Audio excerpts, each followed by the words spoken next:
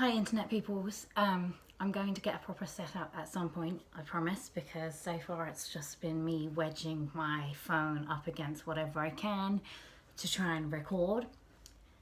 So, oh, that looks pretty. So at some point in my life I will upgrade my setup and we'll have a decent YouTube background, but for now this will have to do. So today's post is about Mental Health Awareness Week, because I have seen a lot of things being posted about it, and it might be just in the UK because I didn't see many American people posting about it, so maybe it's just in the UK, but I'm from the UK, so you know, it should be worldwide as well. Why is it not worldwide? It should be Mental Health Awareness Week all the time, but the fact is that people don't take it as seriously as we probably should, and so we need a Mental Health Awareness Week. I have myself struggled with mental health in the past, as I'm sure everybody else has at some point in their life. If you haven't, you're extremely lucky, good for you, but you really should take steps to learn what other people are going through and what you can do as a friend or as a family member or both to help someone who might be struggling with mental health. First of all, do not treat them like they are imagining it. Do not tell them that, do not reason with them, because mental health, like a mental illness, is not reasonable.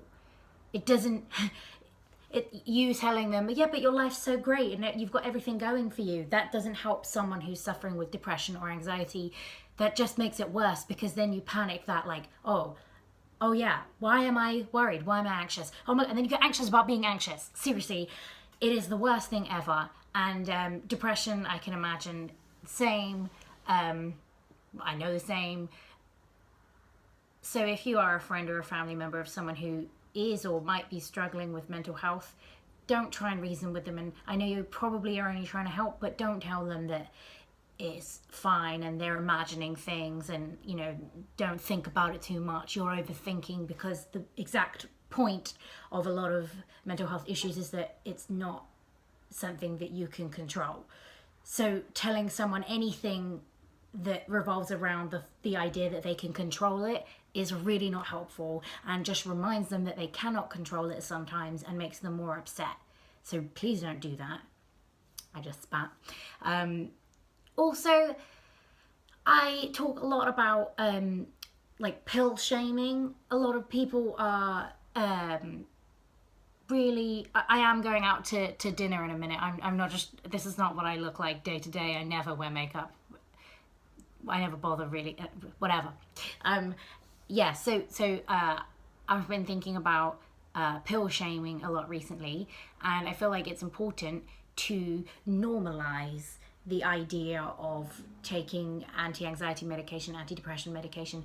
I don't think that it's the first thing you should try, but I also don't think that people should be made to feel bad if they have tried everything else to help their mental health: exercise, healthy diet, you know, therapy, CBT, cognitive behavioral therapy books. There is a great one which I always recommend, it's literally just called Brilliant Cognitive Behavioral Therapy, and they also do a really good one called Brilliant Assertiveness, which is great if you're a bit of an angry person and you need help being assertive, not angry. So yes, if you I just don't think there's any shame in, there's no more shame in admitting that you might need medication for your mental health than there is. It's probably bad to compare this, but say if you were anemic and you didn't have enough iron in your blood, yes, you could eat more things that contain iron, loads of broccoli, loads of spinach, I guess red meat, but at the end of the day, if you are so deficient of iron, there is only so much spinach you can eat, right? So no one would shame you for taking iron supplements, but you are also helping yourself with eating spinach and whatever. But if you are so tired all the time, I was extremely anemic when I was very young. When I was 15, I used to get home from school, fall asleep on the sofa at 6 o'clock, and sleep for 15 hours, wake up the next morning and go to school, before I knew that it was because I was anemic. So someone feeling like that, no one would look at them and be like, she just gave up. She's taking iron tablets. Weirdo. Oh, I don't know what she's like without her iron tablets. That's bollocks. So I don't understand why. I do kind of understand, like, if you are feeling anxious or depressed, or you feel like you're having a mental health issue, I can understand how it could feel like you're giving up on yourself, and you don't want to give up or take the easy route by talking to your GP about possibly taking medication. But I think sometimes if you were born with an imbalance of serotonin, or I'm not a neuroscientist, I don't know the ins and outs of the scientific reasons behind mental health. I wish I did. But if you are like deficient of a certain thing, such as serotonin, or your body doesn't regulate serotonin properly, which is my thing. I take anti-anxiety medications, which I think it's also used for depression as well, but mine is for anxiety, and it just I think it just controls the amount of serotonin in your brain, so it doesn't let it go. That's not scientific. Don't quote me on that, but I think that's what it does. It's great.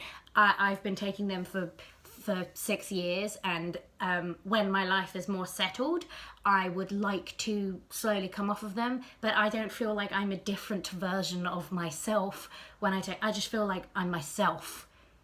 I'm not saying go take, because I know in America especially, a lot of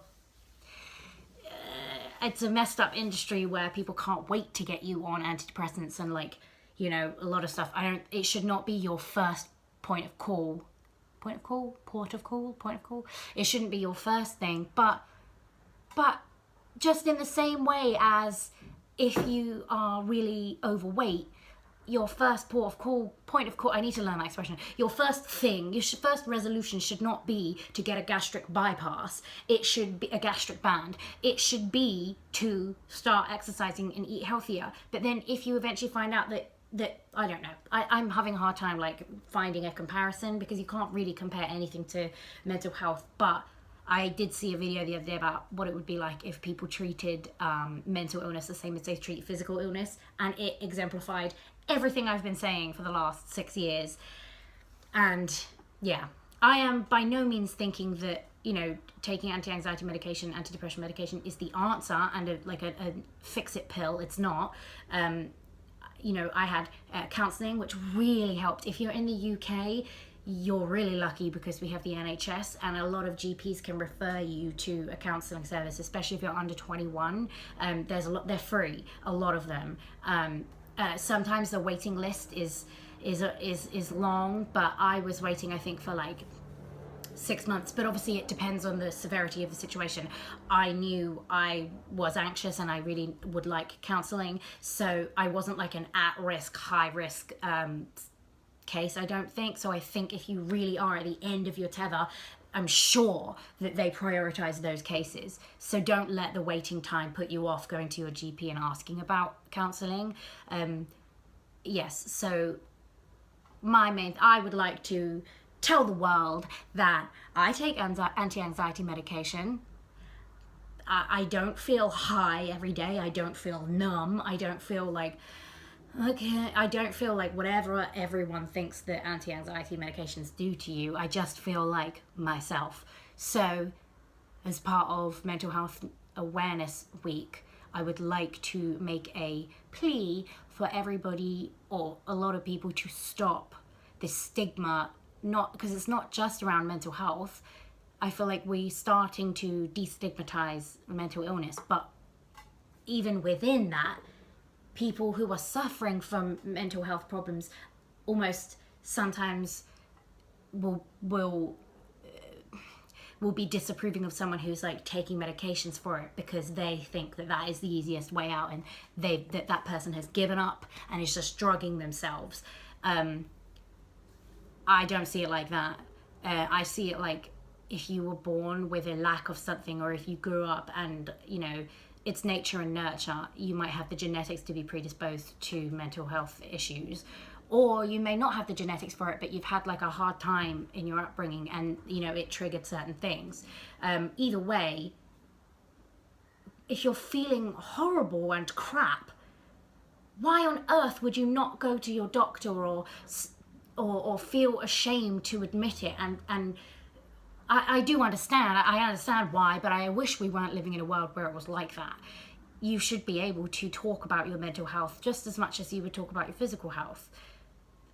And we should, and I make an effort to. So I feel sorry for you if you ask me how I am a certain day and I'm not feeling well. I'll say, you know what, I woke up and I feel really, really like anxious, like my heart was beating. So I like went on a walk or I went on a hike, and then I still didn't know what was making me feel anxious, and so I did this, and I'll like go on and on and on about how I really feel. But also, if you ask someone, how are you? Don't ask me if you don't really care. I'm not doing the whole bullshit, I'm fine, thanks, how are you? Because if I ask you how you are, I really want you to tell me. I don't want you to just say, I'm fine, same old.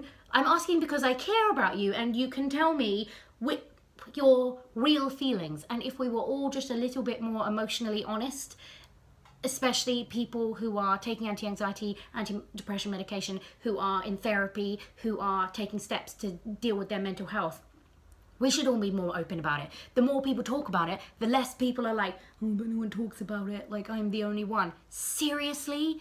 You are not the only one. Like, almost everybody I know,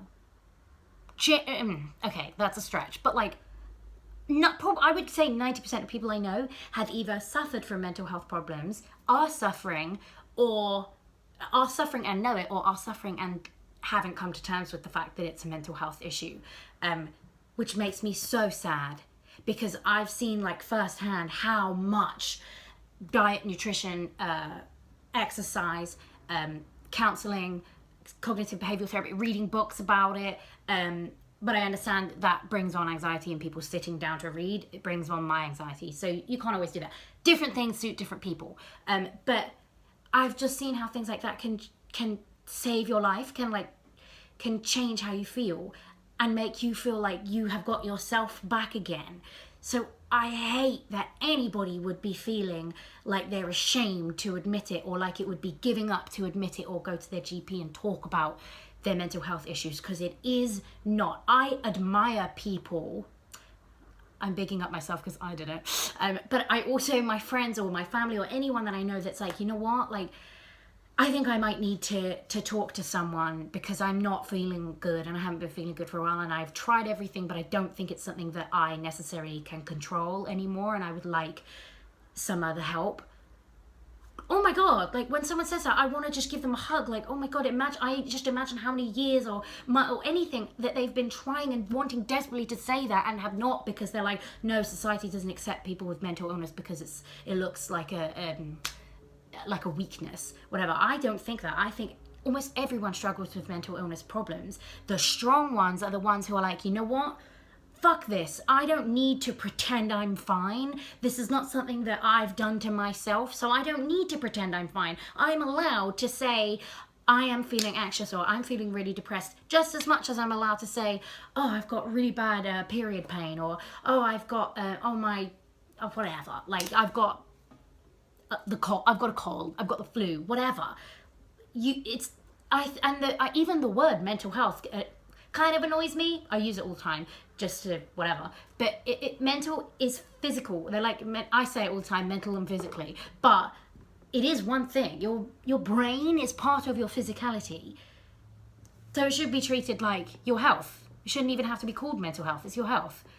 But yes, if you are out there and you feel like no one understands and that you are the only one that feels like this and you're embarrassed or ashamed, I guarantee, well, I don't guarantee, but I hope, I really think that the more open and honest you are about it, as terrifying as that sounds, a lot of the time you tell someone, they're like, you know what, I feel like that sometimes.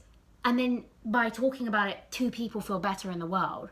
So if everyone just started talking to each other about how they feel mentally, it could be huge, the amount of change that could happen quickly if everybody started being open.